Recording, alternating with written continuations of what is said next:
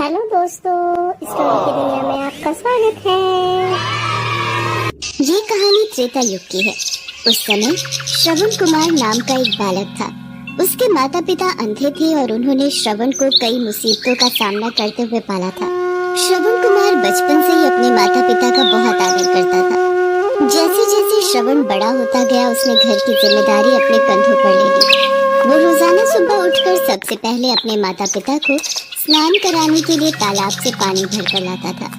इसके बाद वो तुरंत जंगल की ओर लकड़ियां बिनने जाता।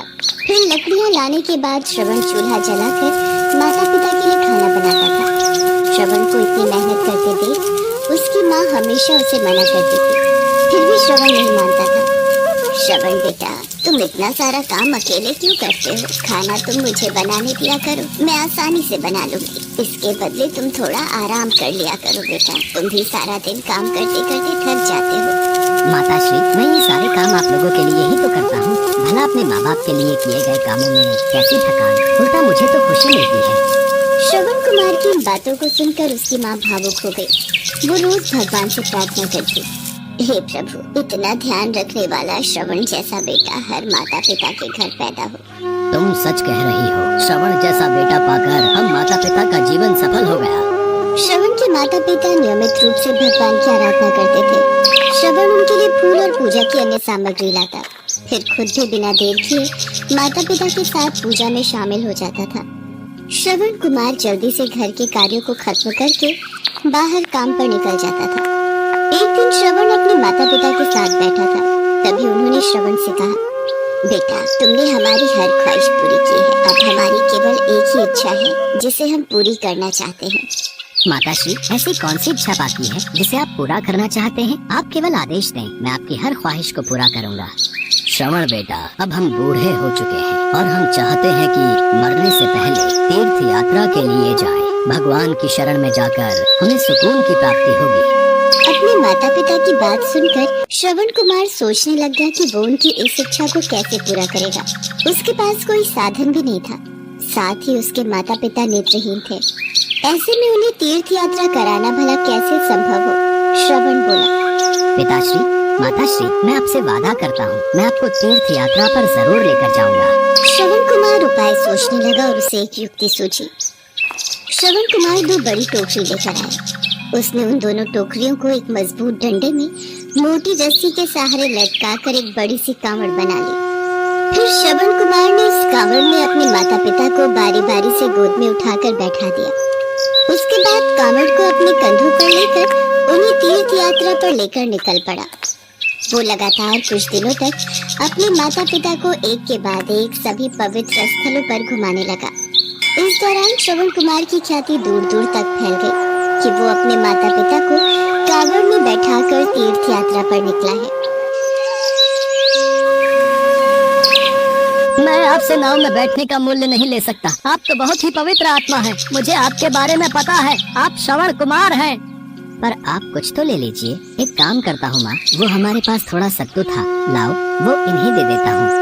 भैया जी, ये सत्तू आपको राह में काम आएगा। आपके चरणों की धूल मेरी नाव में पड़ गई, मेरे लिए वो किसी धनराशि से कम नहीं। अब मुझे आज्ञा दीजिए। और यहाँ से अयोध्या नगरी की शुरुआत होती है। यहाँ के राजा दशरथ बहुत ही दयालु हैं। उन्होंने तीर्थ यात्रियों के लिए जगह जगह कुटिया बनाकर विश्राम की व्यवस्था की है। आप चलते चलते थक चुके होंगे, आप कुटिया में अपने माता पिता के साथ विश्राम कर सकते हैं। राजा दशरथ के राज्य में प्रजा बहुत सुखी है। यहाँ आपको किसी भी बात की कमी नहीं होगी। राजा दशरथ की ख्याति तो दूर दूर तक फैली सुनी थी।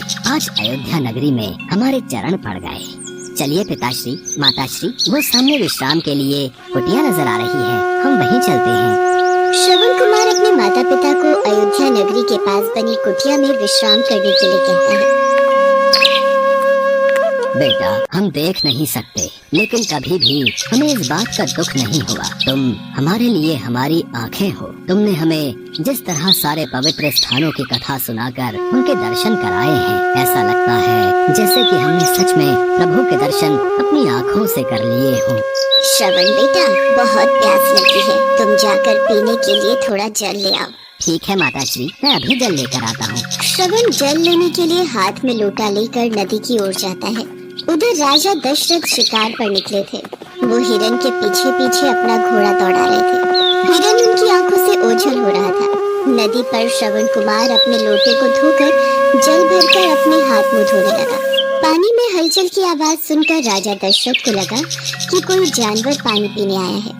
उन्होंने बिना देखे केवल ध्वनि सुनकर ही अपना तीर चला दिया।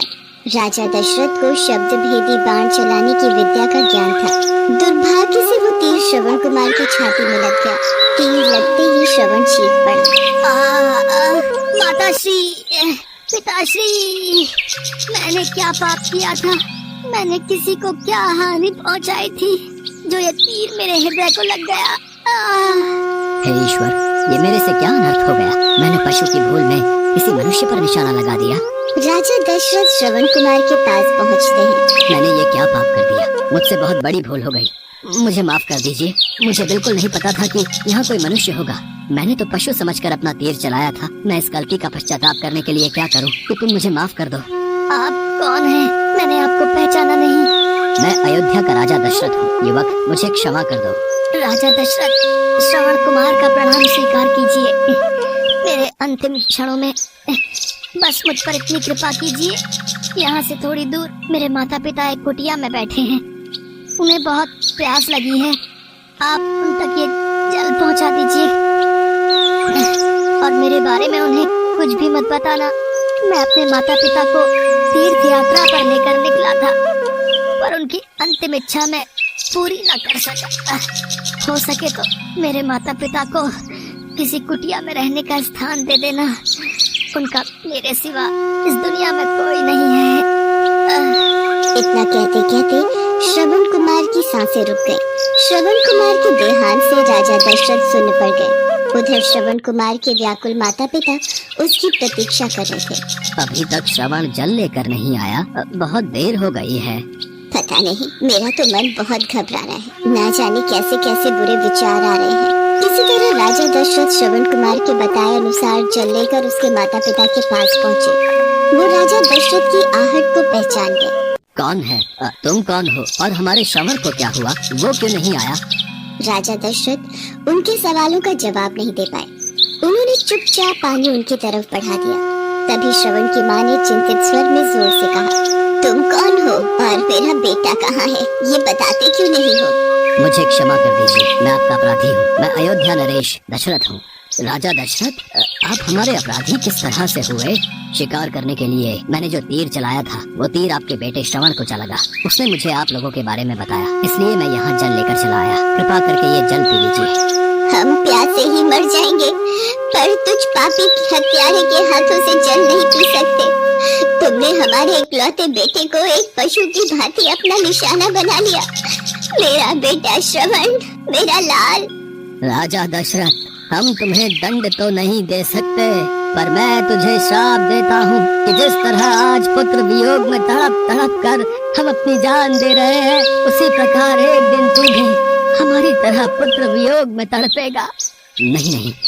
और फिर उसी क्षण श्रवण कुमार के माता पिता के प्राण पखेरु उड़ गए। श्रवण कुमार के माता पिता के श्राप के परिणाम स्वरूप ही राजा दशरथ को अपने पुत्र राम से दूर रहना पड़ा था। राजा दशरथ के श्राप को पूरा करने के लिए ही भगवान राम को 14 वर्षों का वनवास हुआ, जिसका माध्यम राजा दशरथ की पत्नी कैकेयी बनी। श्रवण के पिता की ही तरह राजा दशरथ भी अपने बेटे के वियोग में तड़पने लगे और उन्होंने अपने प्राण त्याग दिए।